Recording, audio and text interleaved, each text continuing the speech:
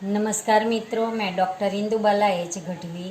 आज हम भारतीय काव्य शास्त्र में काव्य लक्षण पर चर्चा करेंगे। मित्रों, काव्य साहित्य का ही पर्याय है, क्योंकि प्राचीन काल में गणित, ज्योतिष आदि विषयों का साहित्य भी पद्य में है।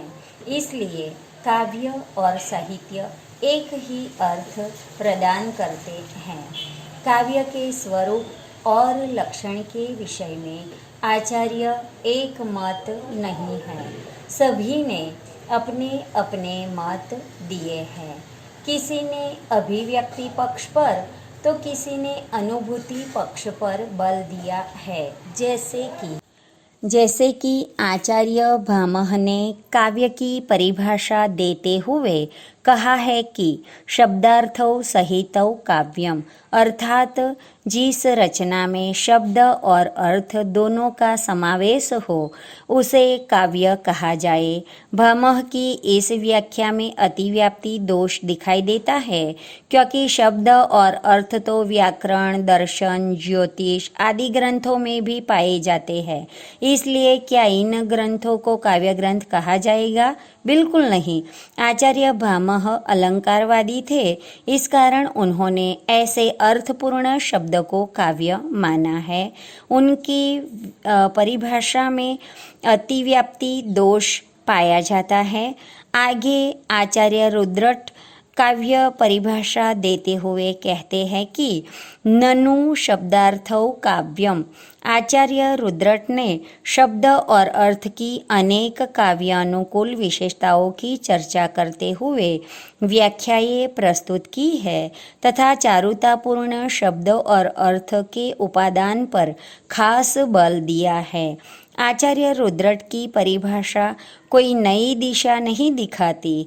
वह भामह के मत से आगे नहीं बढ़ पाती।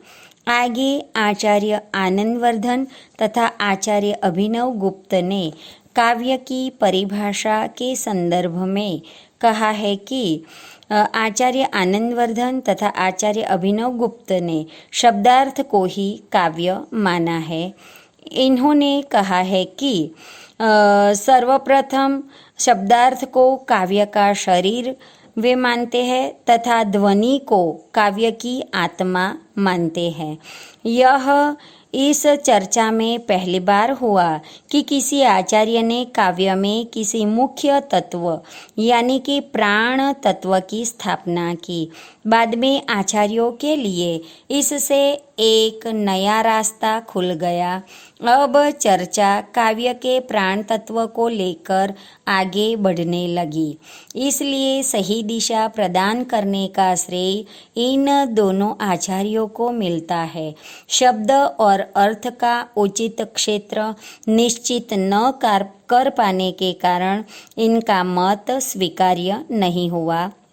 आगे आचार्य कुंतक ने काव्य परिभाषा देते हुए कहा है कि आह्लादकारक काव्य व्यापार से युक्त सुंदर रचना, व्यवस्थित शब्द और अर्थ ही काव्य है। आचार्य कुंतक की इस परिभाषा में कोई मौलिकता नहीं है, केवल भामह का प्रभाव दिखाई देता है। आचार्य कुंतक वक्रोक्तिवादी थे, इस कारण वे भामह से अलग कुछ नहीं कह पाए। आगे आचार्य मम्मट ने काव्य की परिभाषा देते हुए कहा है कि तद्दोषौ शब्दार्थौ सगुणावलंकृति पुनः क्वापि, अर्थात जो रचना दोष रहित हो, शब्द और अर्थ से युक्त हो, गुण सहित हो और कहीं कहीं अलंकृत हो, वह काव्य है। आचार्य मम्मट के अनुसार गुण काव्य का मुख्य लक्षण है और अलंकार गौण लक्षण है।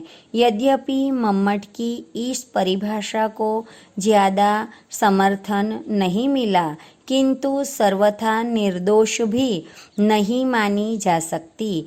इसे अपूर्ण मानते हुए कहा गया कि अदोष रचना तो संभव ही नहीं है, क्योंकि काव्य का सर्वथा वाक्यम रसात्मकम काव्यम, रसपूर्ण वाक्य ही काव्य है। यहाँ रस शब्द व्यापक अर्थ में प्रयुक्त किया गया है।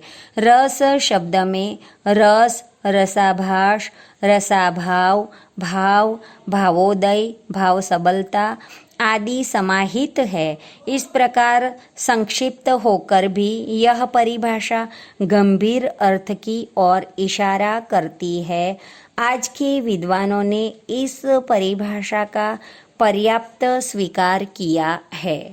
आगे आचार्य जगन्नाथ ने काव्य की परिभाषा देते हुए कहा है कि रमणीयार्थ प्रतिपादकः शब्दः काव्यम, अर्थात रमणीय अर्थ के प्रतिपादक शब्दयुक्त वाक्य को काव्य कहा जाएगा। आचार्य जगन्नाथ की यह व्याख्या अतिव्याप्ति दोष से मुक्त न होकर भी काफ़ी हद तक पूर्णता प्राप्त करती है। यह व्याख्या इसलिए महत्वपूर्ण मानी गई है क्योंकि इसमें काव्य को शब्दनिष्ठ माना गया है और यह सिद्ध किया गया है कि काव्यत्व केवल शब्द में रहता है। अर्थ और उसकी रमणीयता तो काव्य का प्रतिपाद्य है और यह प्रतिपाद्य शब्द के द्वारा ही होता है। रमणीयार्थ के समावेश से यह परिभाषा व्यापक बन गई है।